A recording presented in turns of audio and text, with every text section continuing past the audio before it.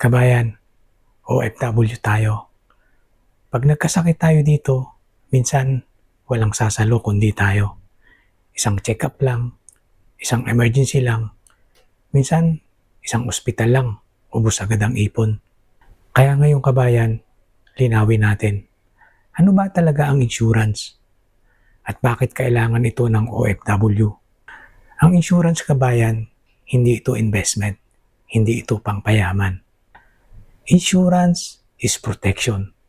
Protection ito laban sa financial losses. Kapag may emergency, disaster, o biglang malaking problema. At kabayan, honest ako. Dati, mindset ko rin. Hindi kailangan ng insurance kasi sagot naman ng company ang medical insurance dito sa Middle East. Pero sa huli, natutunan ko hindi lahat covered. At pag nawala ka sa trabaho, na-terminate, o kailangan mong umuwi bigla, ikaw pa rin ang sasalo. Kabayan, ang emergency fund, pang small emergencies. Pero ang insurance, pang malaking disaster. Hospital bills, accident, disability, yung kayang bumagsak ang buong ipon mo. Kaya kabayan, ipon is good, pero protection is better. Emergency fund plus insurance, yan ang tunay na safety net. Kabayan, ngayong alam na natin kung ano ang insurance, pag-usapan naman natin, ano-ano ba ang mga uri ng insurance na dapat alam ng isang OFW? Unang-una kabayan, life insurance. Ito yung insurance para sa pamilya mo. Kapag may nangyari sa'yo, may maiiwan kang financial support para sa kanila. Pangalawa, medical or health insurance. Ito yung ginagamit pang hospital, check-up, o operasyon.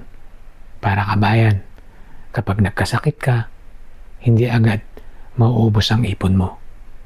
Pangatlo, accident insurance. Ito yung protection kapag may aksidenteng nangyari. Kasi kabayan, minsan isang aksidente lang, pwedeng mawala agad ang trabaho at income mo. At pang-apat kabayan, disability insurance. Ito yung hindi masyadong napapansin, pero sobrang importante. Kasi kapag hindi ka na makapagtrabaho dahil sa injury o sakit, may support ka pa rin. Kaya tandaan mo ito kabayan. Emergency fund protect your today. Pero insurance protect your future.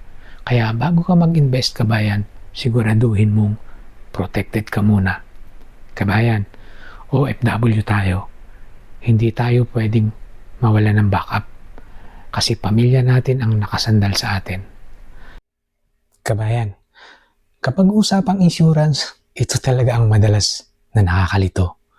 Term, BUL, at BTIT. Kaya ngayong kabayan, ipapaliwanag ko ito ng simple lang. Walang hype, walang bentahan. Una kabayan, term insurance.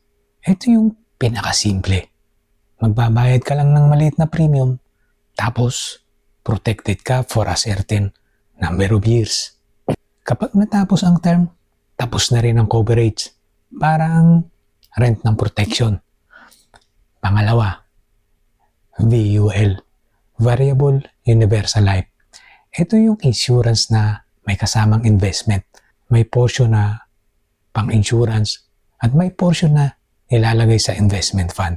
Kaya minsan, mas mahal ang bayad dito. At minsan, nagugulat ang iba kasi akala nila guaranteed ang tubo. Pero kabayan, investment yan. May risk. Pangatlo, BTIT, buy term, invest the difference. Meaning kabayan, kukuha ka ng term insurance para protected ka. Tapos, yung sobrang pera na matitipid mo, ikaw mismo ang mag-i-invest separately. So kabayan, Ganito lang yan. Term Pure Protection. VUL Protection plus investment. Bitid, term insurance plus ikaw ang mag-i-invest. Ang mahalaga kabayan, hindi kung term, BUL, or bitid. Ang mahalaga, may protection ka. At hindi ka nabubudol sa hype. Kabayan, hindi lahat ng bagay ay bagay sa lahat. Piliin mo yung kaya mong bayaran at hindi ka mai-stress. Kabayan, bago ka mag-invest, siguraduhin mong may emergency fund ka muna at may protection ka. Kabayan, maraming OFW ang kumuha ng insurance pero sa huli, nagsisisi. At baka isa ka doon kung hindi ka mag-iingat. Kabayan, hindi tayo nagkakamali dahil bobo tayo. Kundi dahil kulang lang tayo sa tamang impormasyon. Kaya ngayon kabayan, pag-usapan natin ang common insurance mistake ng OFW para hindi ka magsisi sa huli. Una kabayan, mistake number 1. Kumuha ng insurance na hindi mo kayang bayaran. Sa umpisa, okay. Pero sa huli, napuputol. Sayang lahat ng binayad. Pangalawa, mistake number 2. Akala mo investment agad ang insurance. Kabayan, insurance is protection. Hindi siya shortcut para yumaman. Pangatlo, mistake number 3. Kumuha dahil sa hype o sa sales talk. Yung tipong napilitan ka lang dahil sa pressure. Kabayan, tandaan mo ito. Hindi ka dapat napipilitan sa insurance. Dapat naiintindihan mo. Pang-apat, mistake number 4. Hindi binabasa ang coverage. Maraming OFW akala covered lahat. Pero pag emergency na, saka lang malalaman na may limit pala. Kabayan, basahin mo lagi ano ang covered at ano ang hindi. Panglima, mistake number 5. Akala mo sapat na ang company insurance. Yes, kabayan, malaking tulong yan.